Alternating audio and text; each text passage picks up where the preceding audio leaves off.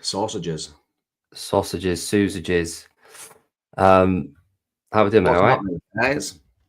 You good? I'm good. Are you good? I'm better than good. I nearly hit 71% today. I've been sitting around 60% today. 60. Yeah, I slept. I didn't get home till midnight last night, and then I fell asleep in Adam's bed. So I'm sitting about 70. Now I'm sitting about 70, but all day I've been sitting around 60%. Right. Well, I'm about to make it 71. Hello, Ava. Here we go. Hi. How are you? No. Relax. Sorry, my dog is going crazy. We are relaxed. How are you? Oh, very well, thank you. We're just good. We were just talking about our days, but that's very boring. First of all, you look very similar to your dad. Oh yeah, do I? Yeah, which is a good thing. He's a handsome devil, your old man. Right. Yeah. So Ava, what kind of day have you had today? Just a quick one out of 10. I would say like a 7. Nothing real special about it so far. No, good. What's the time over there? About 2:00. Yep, 2:03. Perfect. Do you watch the Super Bowl? Is it something you're going to be doing? I will be watching the Super Bowl today. Yeah. Have you been a fan for a while now, or is it just because it's on? Or I'm not like a huge football fan, but I'm American, so I kind of have to.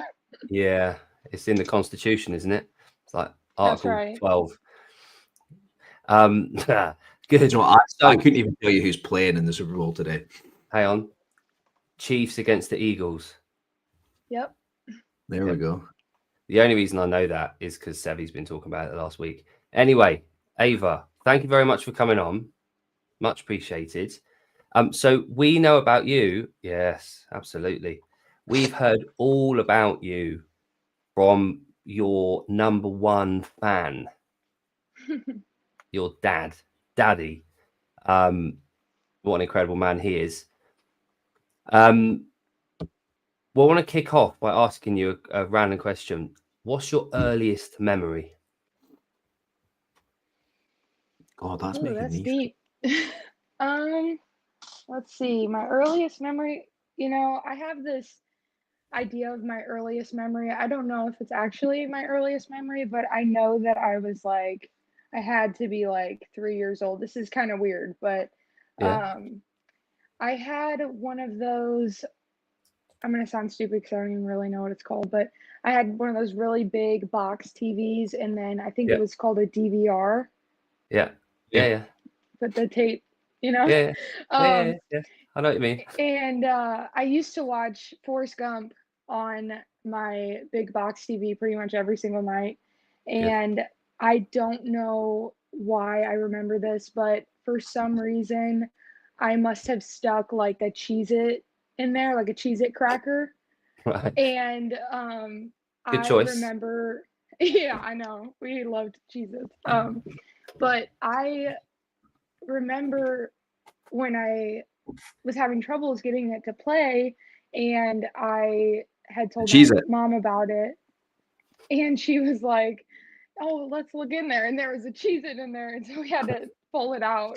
But I know I was really young, but I think that's my first memory. Perfect. That's really unique. Yeah. I mean, we've all been there, shoving stuff in tape recorders, Yeah. It's part of growing up in the 90s. Have you ever asked your mum and dad if that was a real memory? I ask my mom all the time, like, "Oh, is this a real memory?" And she always says yes, but I don't know if she's telling the truth. Right. Okay. Fair enough. Right. Okay. So you have got correct us if we're wrong here. You got 4 brothers and sisters. I have 5 brothers and sisters. Yeah, I was going to say she's one of 6. Yeah. 6. Yeah, I haven't done my maths very well there. Wow, 1 of 6. How does that feel? I love it, honestly. I wouldn't change it for the world. I'm so thankful for it. I feel really blessed that I have so many siblings. It's pretty cool, honestly. Like, I feel like I see a piece of myself and a piece of them in me, and it's just pretty cool. And are you the youngest? Mm-hmm. Perfect. Awesome. So you're in St. Louis, is that right? Yep. Yeah. And how do you find that? Is it somewhere you enjoy living? Have you ever lived anywhere else? I have never lived anywhere else. You know, I feel like I personally have a lot of pride just being from here. And I couldn't really tell you why, because there's really nothing special about this place. And a lot of people say, you know, pretty terrible things about it, but I'm proud to be from St. Louis, and I couldn't tell you why. PK wants to know, does your dad ever mention Philip Kelly? Oh, yeah, for sure. All the time. Yeah. Yeah. Has he got a all the cardboard time. cutout of him like we all have? Oh, Are yeah, you he allowed gave in the us all each basement? one. Are you allowed in the You know, basement? I'm allowed, but it doesn't feel like I should be down there. No, I bet it doesn't. That's such a good answer. So early life, I know you did gymnastics. So tell us about that. So gymnastics at the time, what age did you get into it, and how long did you stay with gymnastics for? So I think I started gymnastics when I was about 5 years old. My sister started considered later in life for gymnastics around 9 years old. So when Yeah. she started, I was like, oh, I want to do it. And then once I got in like second grade, for some reason, I was like, I don't want to do this anymore. I want to play outside. I don't see my friends enough. And then I went back to it. So I did gymnastics from 5 years old to 11 years old. So really Okay. not, I mean, really not that long, but it is a good chunk of my childhood. Yeah. No, absolutely. My daughter's 7.5-ish. She's been doing it since about the same time as you did, so 5. It's not something I see her doing long term. I think we've said about 11 or 12 is probably going to be the limit in terms of age that we wanted to go to. I think by then you've probably got everything for health and longevity and mobility and, you know, adaptation phases. You're pretty much there by 11, aren't you? I guess. Is that why you'd have sort of left it there? Was there a particular reason, do you think? Well, so I was in love with gymnastics. I didn't want to quit. It broke my heart when I had to stop.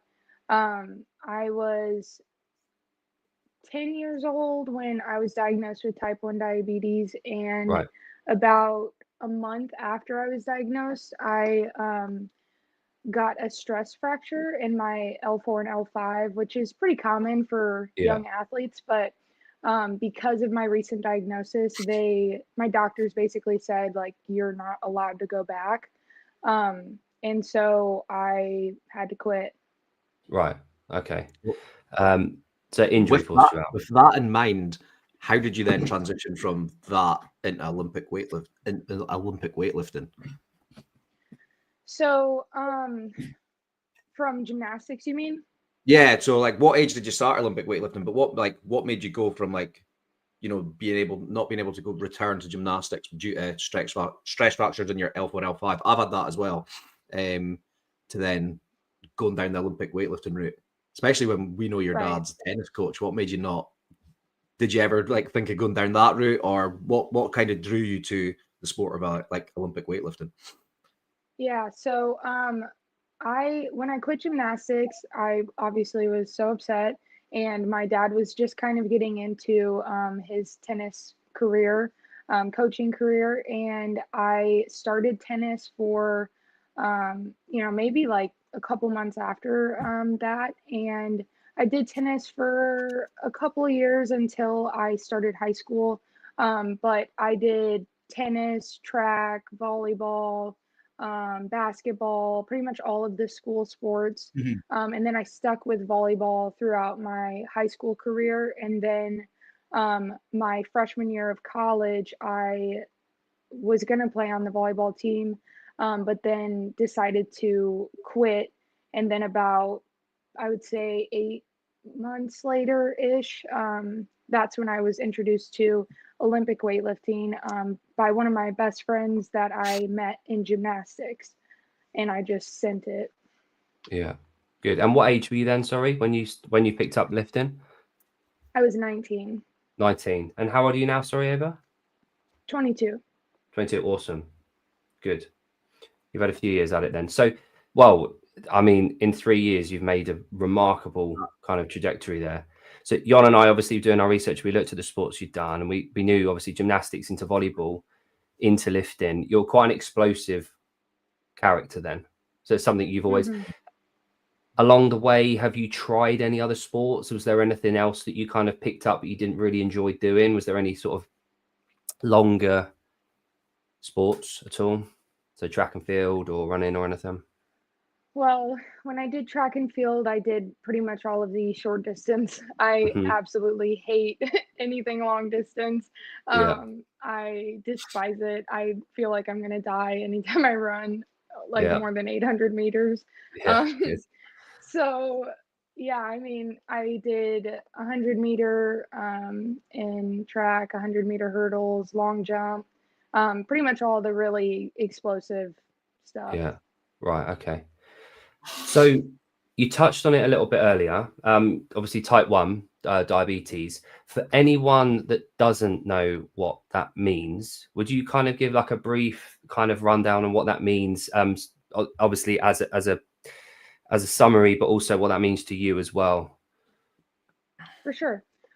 So type 1 diabetes is an autoimmune condition where your pancreas, so your pancreas is an organ in your body in the endocrine system, but it sits in near your digestive organs, just behind your stomach.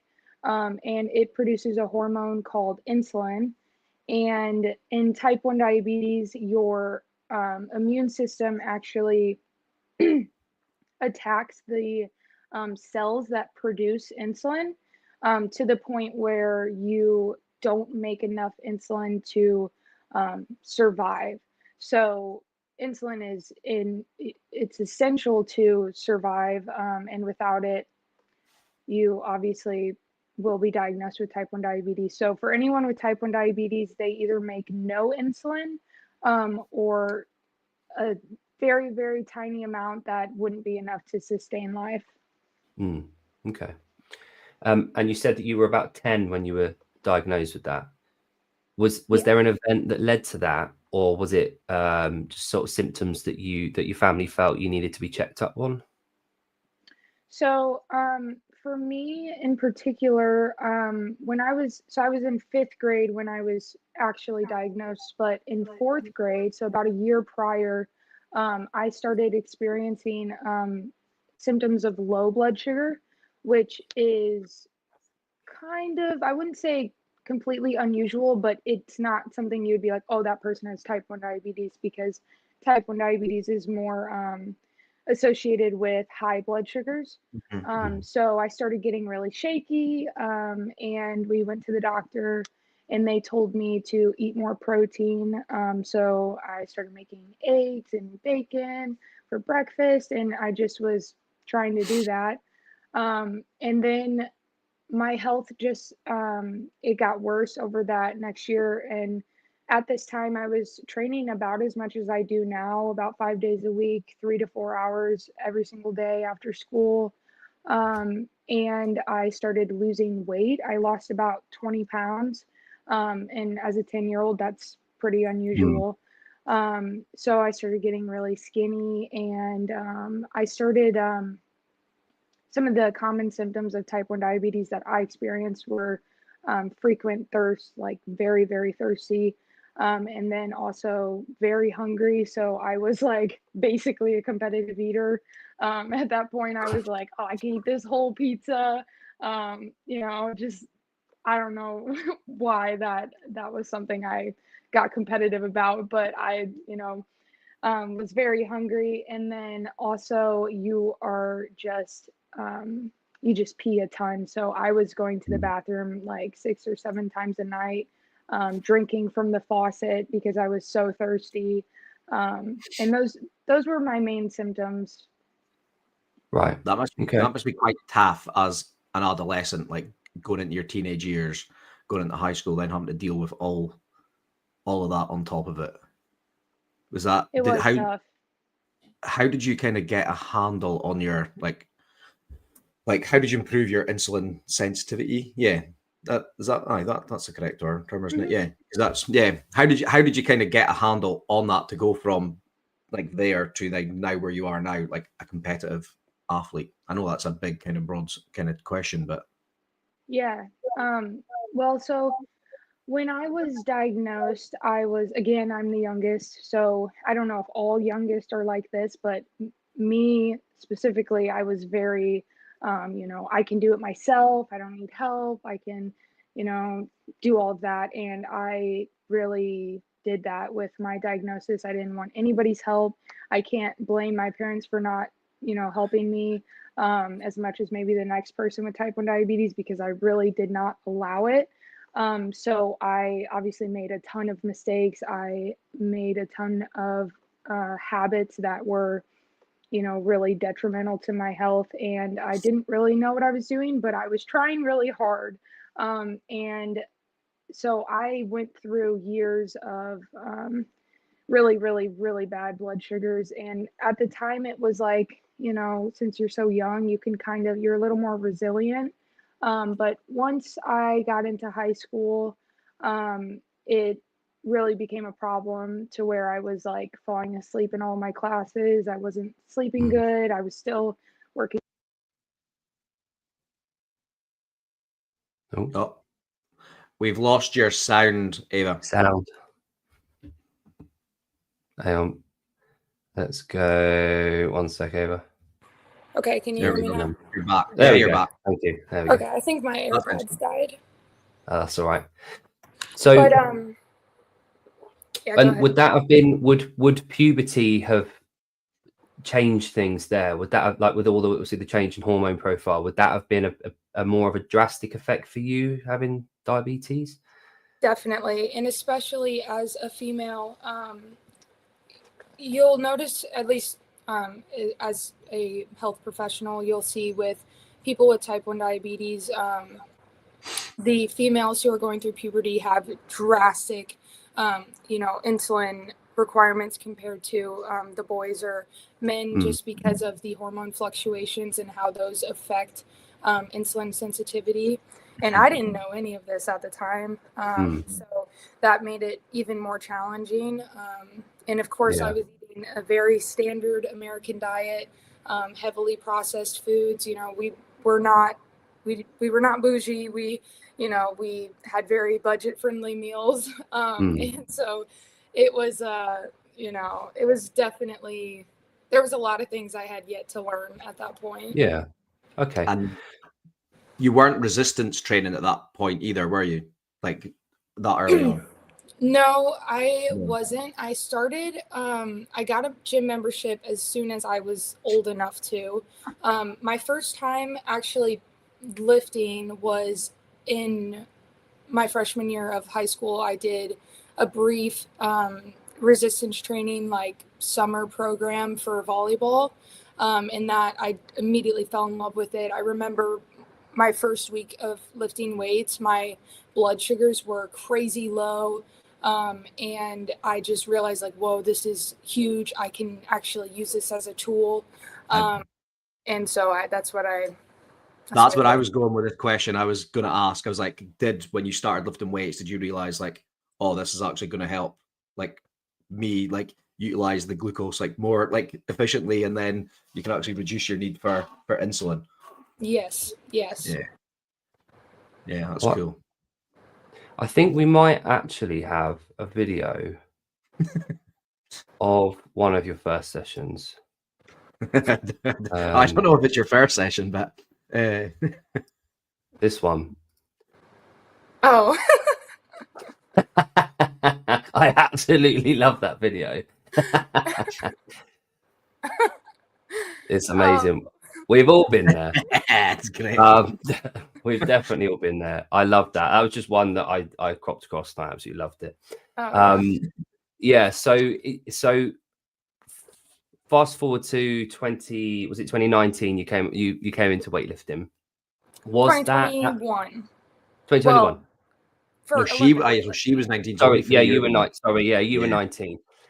So was it your Strength Works gym now, aren't you, that you're at? Mm-hmm. So was that the first gym that you went to? Yes. Okay, great. So very fortunate that that was the first gym that you kind of stepped into, and you're still there today. Yeah. Cool. Unless you count Planet Fitness, because I did work out at Planet Fitness for, like, I don't know, since I was 16, so about 3 years before that, I was lifting on the Smith machine. Yeah.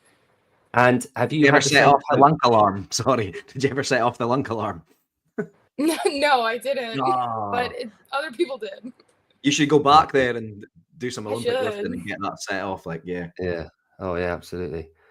So have you had the same coach for the last 3 years, Ava? Yes. Has it been the same person? Yeah. And who's that? Sorry. This is Zach Hughes. Okay, great. And how's it working with Zach? Do you get on with him? Obviously, you have to get on with him very well. But what is it about? Do you think, as a coach, because Jon and I are both coaches in Olympic lifting and powerlifting, I'm always interested to hear what it is about certain coaches that you think gets the best out of lifters in quite a binary sport. Mm-hmm. You know, it's fairly black and white. It's fairly, for other people that like a lot of variety, it's relatively mundane. It's the same, lifts with the same accessories, pretty much the same splits. The tapers are really pretty much the same. It all comes down to obviously this most of the time and the patience. Mm-hmm. What is it about Zach that he can work with you, and what do you get out of that relationship with Zach? So I think for me, when I first came into StrengthWorks, the first thing I noticed was just kind of the environment that he had created was very, it was very high energy, which was the first thing that drew me in and wanted me to keep going there. But specifically about Zach, there's something about his mindset that, it is a little black and white, I would say, just in the sense of if you want to get better, keep showing up. If you want to get stronger, lift more weights. It's a very simple approach, and it really targets the simple things that matter most. Yeah.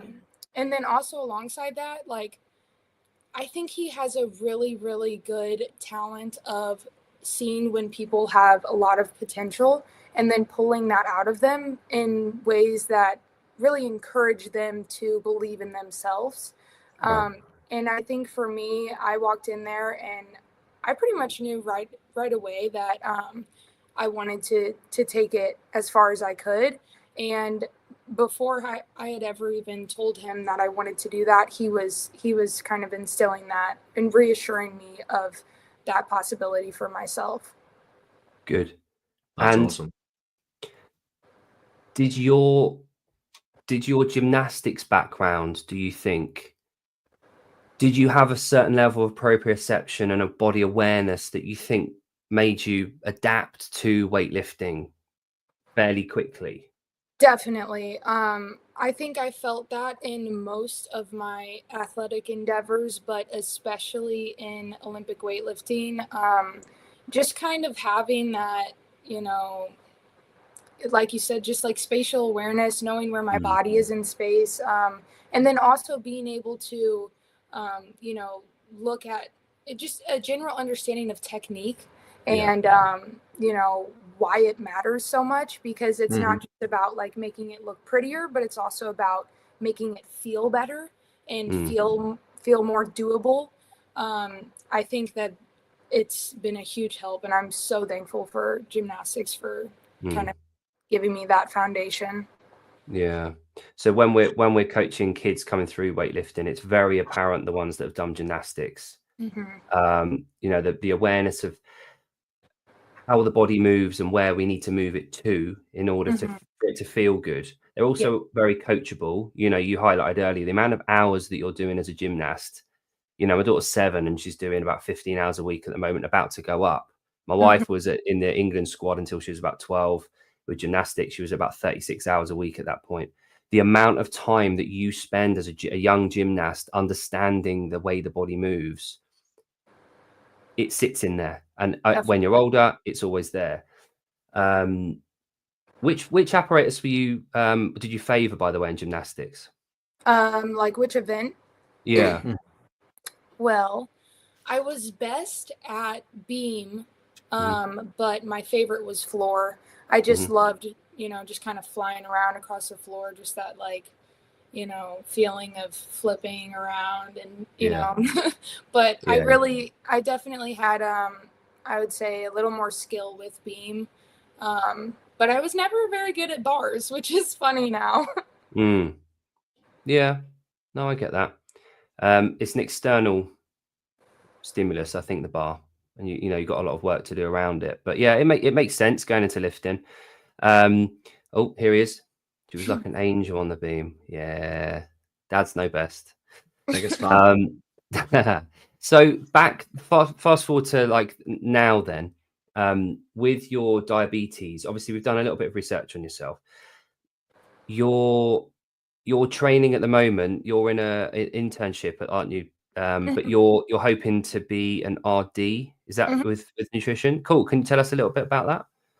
Yeah, so I started my education in 2020, which was obviously a pretty weird year. But when I was growing up and around the time I was in gymnastics, I was highly motivated. I wanted to be a surgeon. I wanted to be an astronaut. Like I wanted to be something like really cool. But once I got into high school and my grades were, you know, really poor and I was struggling with my health, I kind of lost a lot of that ambition for myself as a future professional. But once I was in about my senior year of high school, I started playing around with my diet, just what foods I was eating and how it was affecting my blood sugars. And that became a passion for me very, very quickly, as I think it does for a lot of people who start experimenting with their diet. And during 2020, I was obviously figuring out what school I wanted to go to. Originally, I wanted to go to some school far away. I was like, I want to leave my parents and be alone. And but during 2020, I was like, okay, I better just stay close to home. I'm tripping. I should just, you know, be close to family.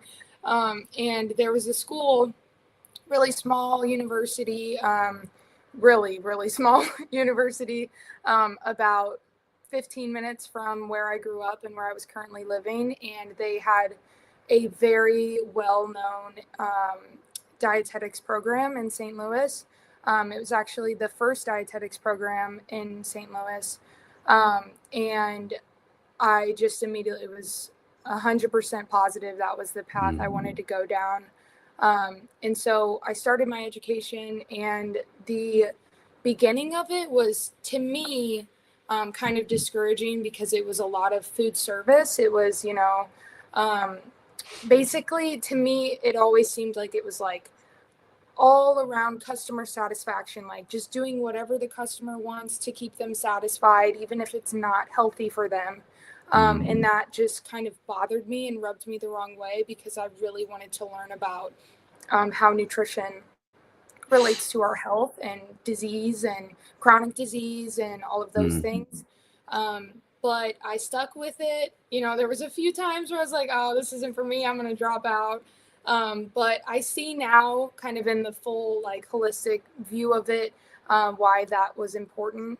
And now I'm getting more into the very science, clinical side of nutrition, and I'm really, really excited about it. And I'll be finishing with my bachelor's in nutrition science and my master's in health advancement and promotion in August. Excellent.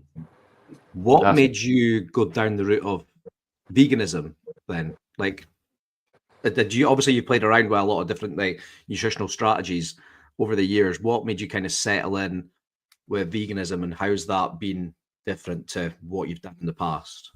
That's a great question.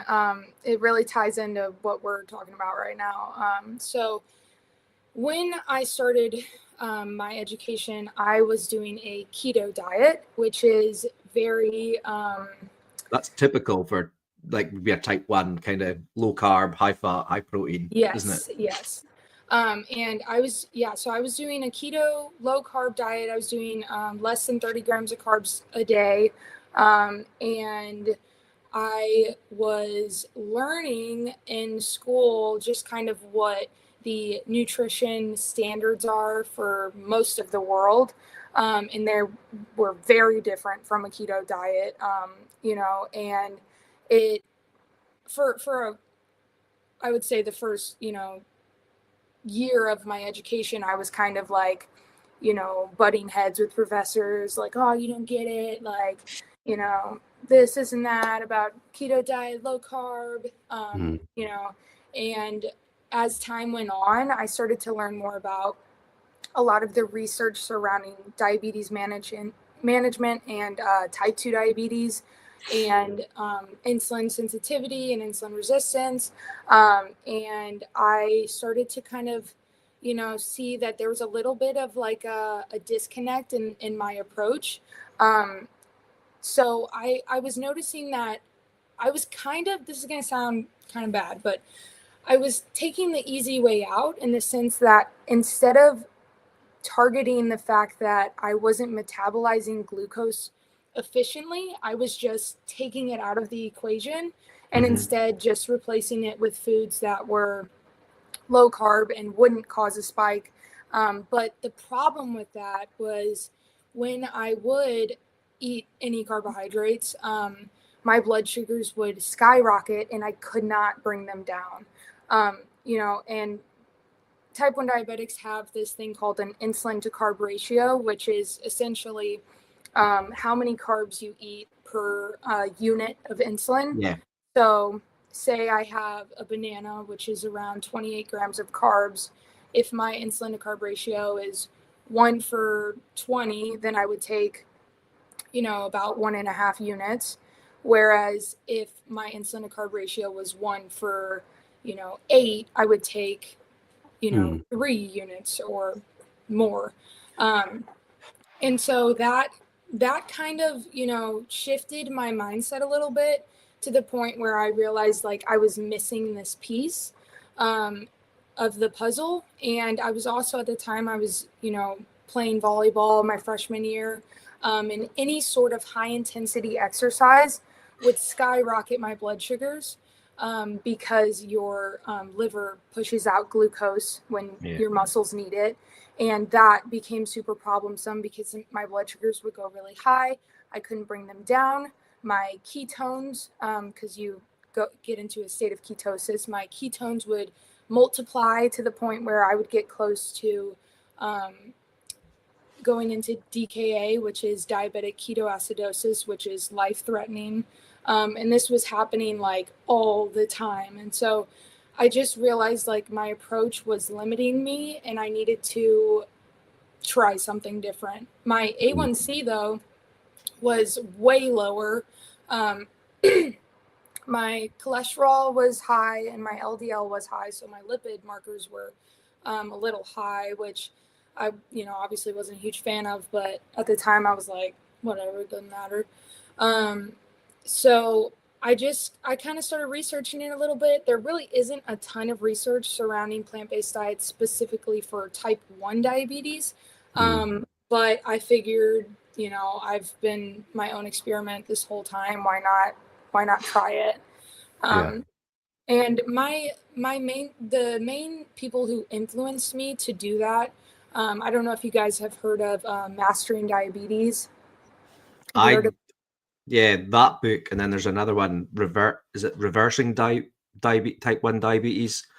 Or Type 2 Diabetes? Yeah, I think there's one. Yeah, I couldn't remember if it was that, and it was like a Dr. Bernard. I was telling Jake about that because I was like researching that.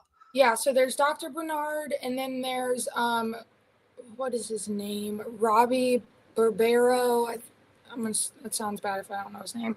And then another guy named Cypress.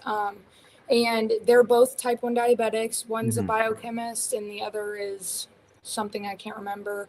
But they both have also been down this road of low carb, and, you know, because to be honest with you, a standard American diet or just like a regular diet, it just doesn't seem to do the job when you're trying to be a high performer.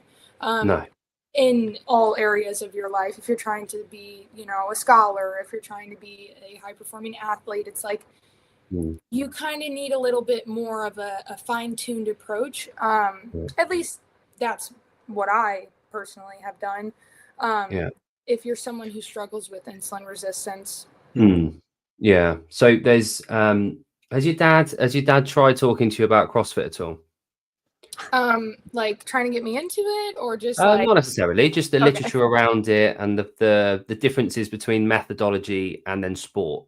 Are you aware of that? Is that something you sort of know about? He's talked to me about it a little bit, but I wouldn't say I'm super familiar with it. No. Right. Okay. So I'll keep it really top line as much as I can, and I don't want to talk about CrossFit too much because we're not here to talk about CrossFit. But the difference in methodology in sport. So CrossFit was born, let's say 25 years ago ish. It was never meant to be a sport. It was meant to be a fitness and health methodology. Somewhere along the line, it became a sport where they thought, okay, let's just see who's the quickest, who's the fastest at these workouts that we prescribe. But it was never meant to be that in that form. CrossFit's initial thing was defining fitness. So what is fitness? Functional fitness for the masses, for health. And the first paragraph of that is eat meats, vegetables, nuts and seeds, some fruit, little starch, no sugar. Keep intakes to that, which is what exercise, but not body fat. So that's like the spiel at the beginning of it. And it's real top line. It's very broad. It's very general. It's a gold standard in terms of eat this, don't eat anything else. It doesn't go into numbers. It doesn't go into quantities. It doesn't go into specifics. It does, though, go into that when you download and you look, or you go on the level 1 course, which is how you become a trainer. It talks about nutrition, the protocol that goes with CrossFit, that goes with health for the general public to come perform CrossFit. They learn all about nutrition. They learn about health protocols that go with the level of performance that we do with CrossFit at the gym level rather than the sport. So over the last 20 years, we've seen this massive development in performance at the top end, at the tip of the spear with CrossFit.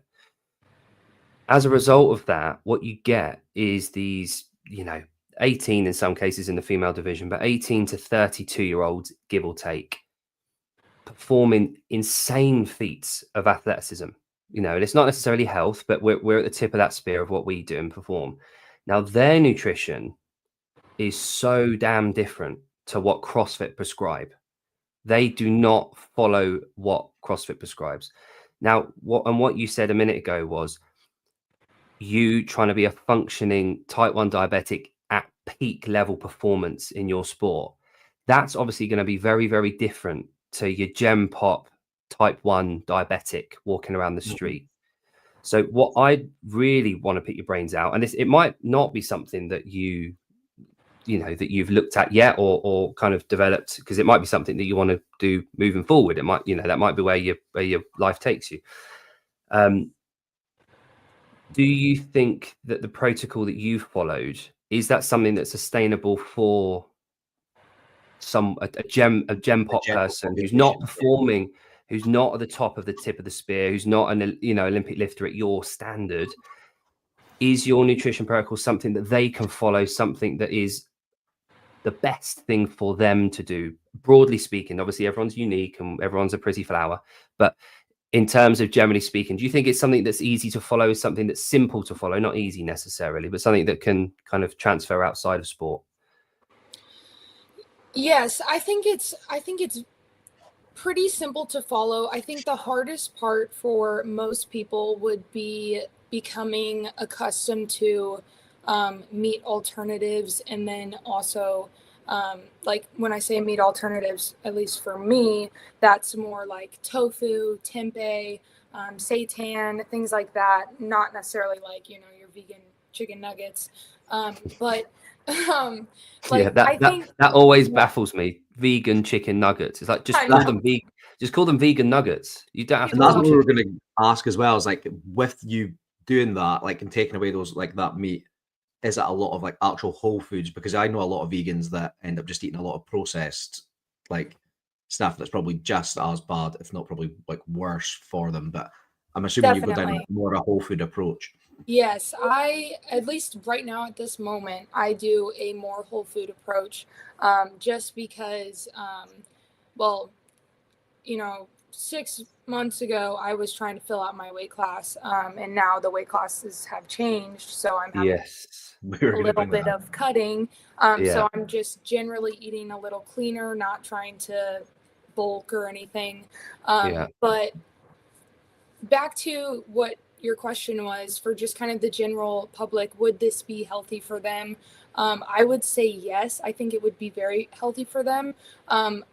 But there are kind of some nutritional considerations for the general public, like obviously B12, just getting those things that you wouldn't get from meat. You would have to find ways to replace that. And it's definitely not impossible. Like you can do it. And I personally do. But there are some things that I would say, especially for people who are newly transitioning, they should probably work with someone who has a lot of experience with plant-based diets. But I think everyone can eat more plants and should eat more plants, and it would be very beneficial for them. Yeah, for sure. No, I absolutely agree. Touched on it then. New categories. So I've got a couple of lifters that one of them it's suited. So the guy that I'm coaching and we're hoping to take to the Commonwealth Games next year, it suits him to a T because he was mid-pack weight class last time. So for yourself, are you going down to the 69 division? Yeah, cool. Okay. And it's only a few kilos for yourself, isn't it? I guess. Are you there yet? Are you down to around the weight that you need to be? Well, so I was pretty close. I was, I say was because I am currently trying to qualify for senior teams. And we just recently learned that our upcoming meet, we are still going to compete and qualify as our current weight class and then decide which one we want to go to.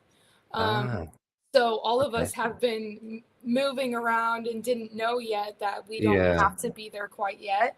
But I've been sitting at around 70 kilos. So I'm really, really close. Yeah. Oh, good. So that shouldn't be too much of a problem then for you. Now I was quick looking at that. So you where are we? I'm just going to pull up a little cheeky video again. Yeah. One that you probably don't mind us showing.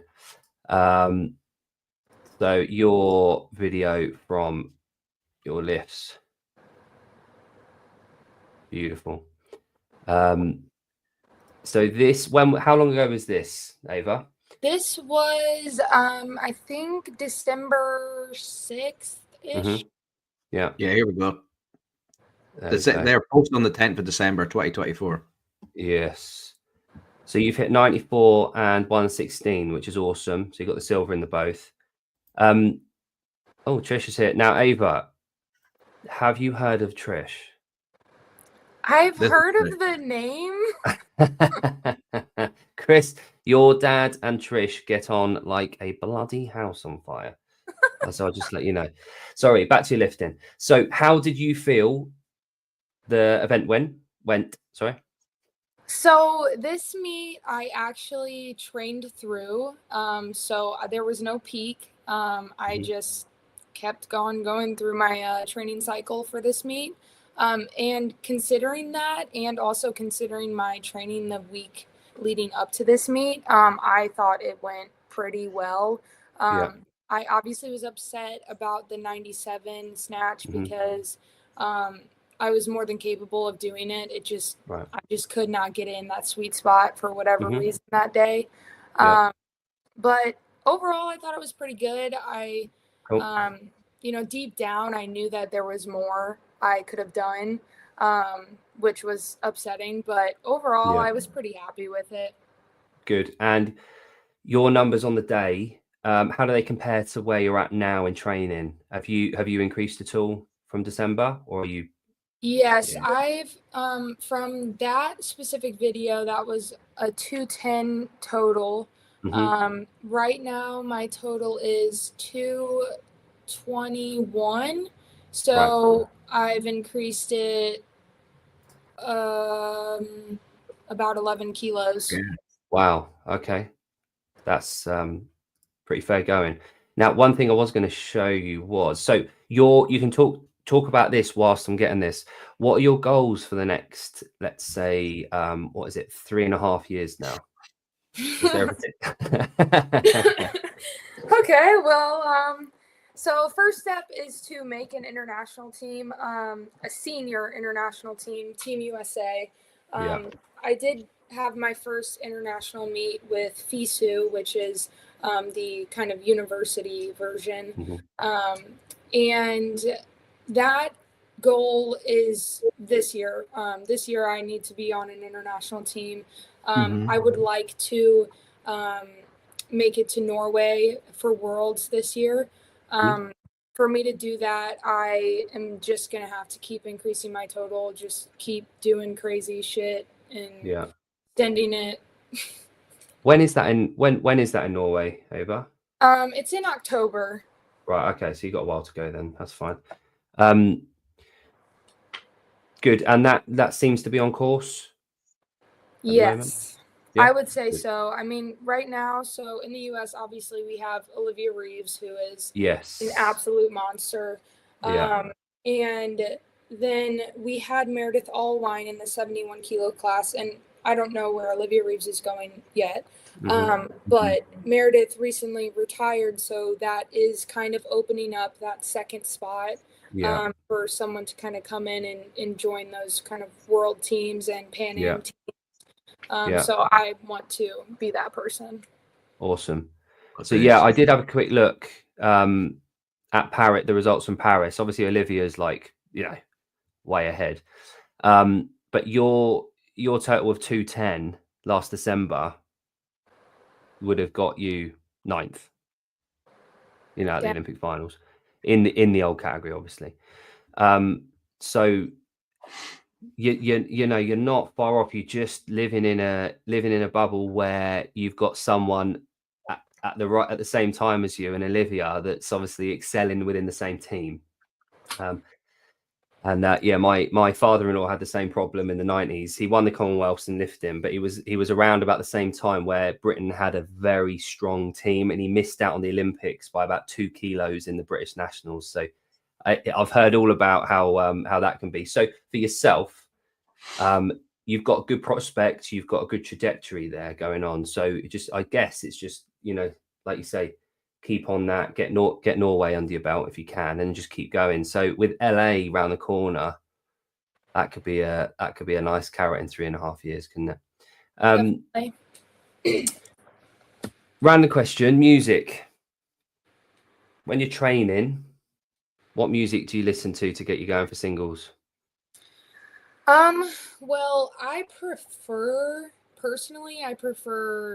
hip hop and rap. I like the vibe. I like the intensity. I like kind of the violent nature of it at times. Not that it's always really violent rap, but just kind of like, I like the bass, that kind of like boom, boom. I like that feeling. Did you grow up with a lot of that in the household? Definitely. Yeah. Definitely. A lot of, dance battles, things like that. What, against your dad? Normally my dad was kind of like, he'd get the show started and then he'd like, be like, all right, now you go and you guys battle it out. Love that. Yeah.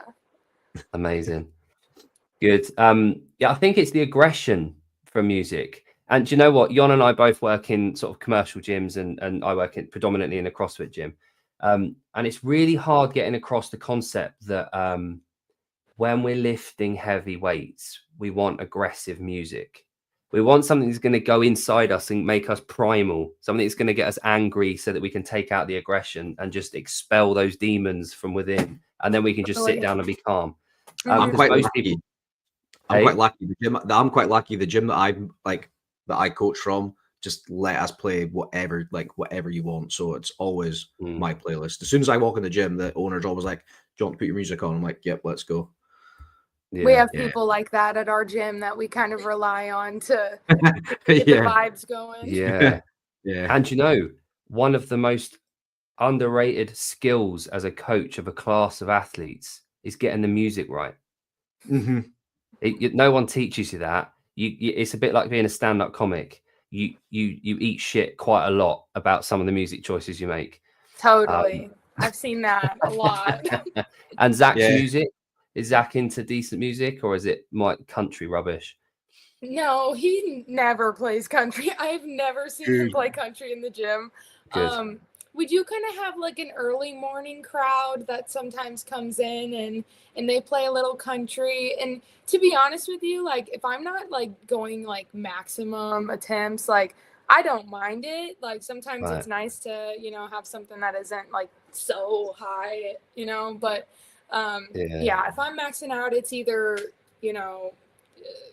hip hop, rap, something really high energy, or sometimes we kind of dabble in like this trance music, which is like kind of like when you said primal, like I do think there's an element of that music that kind of taps into that primal, like I don't know, gets you really laser focused in some ways, especially when you're right about to take your lift. So that's we the kind of do bass those in that music, isn't it? That's like the bass from like trance music, or like that kind of hard kind of techno, like waiting for it. Like, it's a thud. It echoes through your soul, and your ancestors come out and to play, don't they? Exactly. Yes. Yeah, we've all been there. I talked to your dad quite a lot about the ancestors. Right. So we talked about your goals. You have potential to be quite inspirational to a lot of people, right? So have you sat down and had a think about how you could be doing that in 10 years time? What roads could you take to maximize your exposure to as many, there's thousands of young girls and young boys out there that need someone like yourself talking to them about what you're doing. So have you had to think about down the line how you can do that? I feel like it's always kind of been like a background idea or just kind of mission, is to be that person for people. But I think I could probably use a little bit of a study hour for myself to really kind of figure out how I want to do that. Just get a little more specific about it, because I haven't done that. And I know that if I did that, I would just be able to do it better. Yes. Yeah, for sure. You think Olympic lifter, gone through what you've gone through, you've got so much sporting accolades, your trajectory you're on, you're going to go through the roof soon. You're learning everything you need to do about nutrition. And on top of that all, you've got type 1 that you've seemingly got well under control with nutrition. So you've got all the tools there to be able to relay that and really make an impact on people's lives. So just from someone that's a little bit older, just a little bit, just bear that in mind. Keep that in the back of your head, that all this is going to be like a learning experience for yourself, but it's stuff that you in the future, this could be absolute gold for younger people and older people, but younger people coming up, this is going to be really, really influential on them. So just people love stories and people buy from people. Like I know it's not all about money, but people do buy from people. And like your story, like type 1 lifter. There we go. Like yeah. You know what I mean? Like my dad says it all the time. I mean, I think, to be honest, my dad has definitely kind of spoken that into my own mental space, like more than probably anyone else, just kind of helping me shape that idea and just feeling confident in that. I think one of the things I struggle with most with it, obviously right now is just kind of, where my focuses are and where my priorities are, but then also just this feeling of like, oh, everything's about me. Like I struggle with that sometimes. Like I don't want people to be like, oh, this girl's like, you know, like it's a sob story, or like, you know, she knows everything. Like that's like the biggest thing I struggle with, and it kind of holds me back from, you know, putting myself like fully out there. Yeah. I get that. Like I can sympathize with that kind of stuff, but I've seen the posts you have done about it. It doesn't come across as like poor me. It's showing people like where you've been to like now where you are, and like like you might think it's like you feeling sorry, or people might perceive it that way, but it won't be perceived that way. People will see it, and even if that one person sees it, that it changes their trajectory, then it's done what it's intended to do. Yeah, you're right. You're right. Cool. So Ava, I'm gonna. Do you know what? Unless Jon's got one more question, I'm good. We've had so much of your time, and thank you so much for telling us your story. Trish would like to know: would you date a guy who doesn't hook grip? Well, right now I'm dating Tom Suma. I don't think you probably don't know of him, but he's kind of a St. Louis legend, big weightlifter. So he definitely hook grips. So he Here we go. Like Dad saying, tell him your boyfriend lift us. Good. There we go. Your boyfriend is stronger than you. He's probably stronger than us both.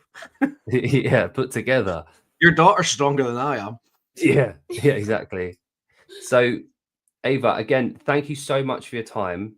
The apple doesn't fall far from the tree, but just far enough that you're really cool, and totally unique in your own special way.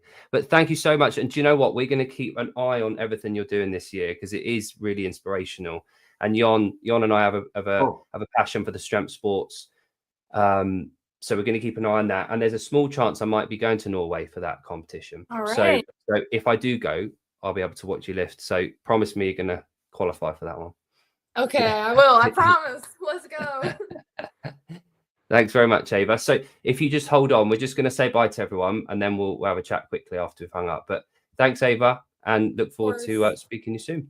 Thank you so much for having me on and just giving me a chance to talk about my story and share with you guys. Absolute pleasure. Okay. Sick. Right. Peace.